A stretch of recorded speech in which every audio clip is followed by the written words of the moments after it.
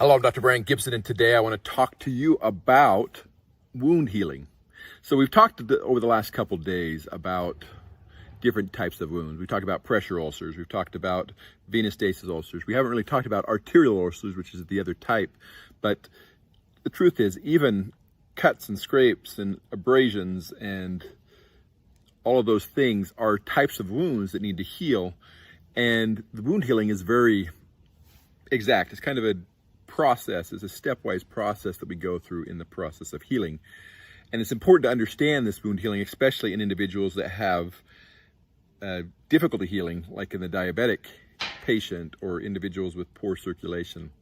And you'll kind of understand as we explain this, you'll understand a little bit more why there are certain treatments for wounds, why there are certain medications that work well, certain topical medications that work well, and why in certain systemic disease processes the wounds don't heal like they should. So first things first, so you've got a wound, and within hours, sometimes even within minutes, depending on the type of wound, you get pretty good hemostasis or blood clotting. I say hours because you'll get the initial blood clotting, but the hemostasis process is a combination of not just blood clotting, but it has vasoconstriction initially to slow down the blood flow to the area, and then vasodilation that leads to the second stage. So the first stage is hemostasis or blood clotting to the wound area to kind of stop the process and start the process of trying to heal. Second stage is inflammation. So anything that's going to interfere with that inflammation will interfere also with wound healing. So a lot of times there are certain types of treatments that we don't recommend if you want to heal a wound. For example, topical cortisone or hydrocortisone or oral prednisone. Any of these steroids can actually slow down wound healing because they interfere with inflammation. Likewise, some of the anti-inflammatories that are used for pain can also slow down wound healing. So inflammation is the next stage. And the idea is you got vasodilation, inflammation, all the appropriate cells flow to the area to allow cleaning up of bacteria and removal of bacteria, and also removal of all the dead tissues or damaged tissues. So by removing these all out of the area, it allows you to start putting in the new tissues or the correct tissues. So initially you got to go in and everything's being pulled out by a process called phagocytosis, which is just breaking down or eating up of the dead tissues and removal. The third stage is growth of new tissue. It's called proliferation.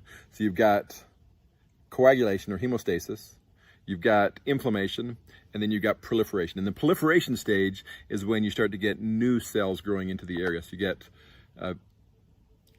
neoangiogenesis, so new blood vessels that are being flowed, going to the area. Collagen deposition, so you're actually laying down a scaffolding to allow you to heal. Granulation tissue, which is growing into the new cells, and then ultimately epithelialization over the top. Part of this process of proliferation is also contracture, so the wound will actually get smaller, so it doesn't have to move as far to heal, and the contracture is an important part of this process as well. If any of these stages are interfered with, so if you interfere with the clotting, you're going to have problems healing wounds. If you interfere with the inflammation, you can have problems healing the wounds. If you interfere with proliferation, either because of blood flow or because of poor wound healing cells, for example, sugarcoating the cells so they don't work like they're supposed to, all of that can keep from the proliferation or the healing of the wound.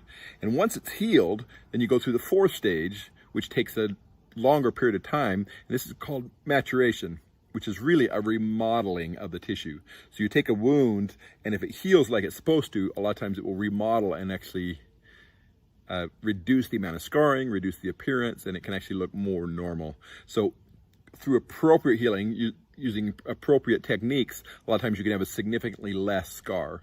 In some individuals, the maturation stage doesn't work like it's supposed to, and you may get a keloid or a thick scar, or you may get scarring that isn't like it's supposed to, or maybe it's just a wound for a very, very long time, and then for that reason you get scarring. So the idea, in any one of these phases, we want to make sure that they're functioning like they're supposed to. So we want to reduce bacterial load and make sure it doesn't have an infection, because an infection will move the opposite direction. bacteria can cause damage. So as it's trying to do the inflammation and get everything out, you're causing additional damage. Or if you get to the proliferation stage where you're starting to try to heal and it gets infected, it moves backwards back into the inflammation stage because of the bacteria that it's trying to remove. So the process of wound healing is very, very important, and you need to make sure all the steps are hit. For this reason, we evaluate all wounds and we say, okay, what's the next step? For this reason also, you need to be evaluated and get some help to make sure that you're doing everything you need to make sure that you can do the hemostasis, proliferation, inflammation, proliferation, and maturation. So make sure that you have the process where you're getting clotting, and then the removal of dead tissue, and then the growth of new tissue, and then remodeling so it looks like it's supposed to, getting back to normal. I always tell people God created it right the first time, and we usually mess it up. And so our goal in wound healing is to get it as close to the way God had it in the first place.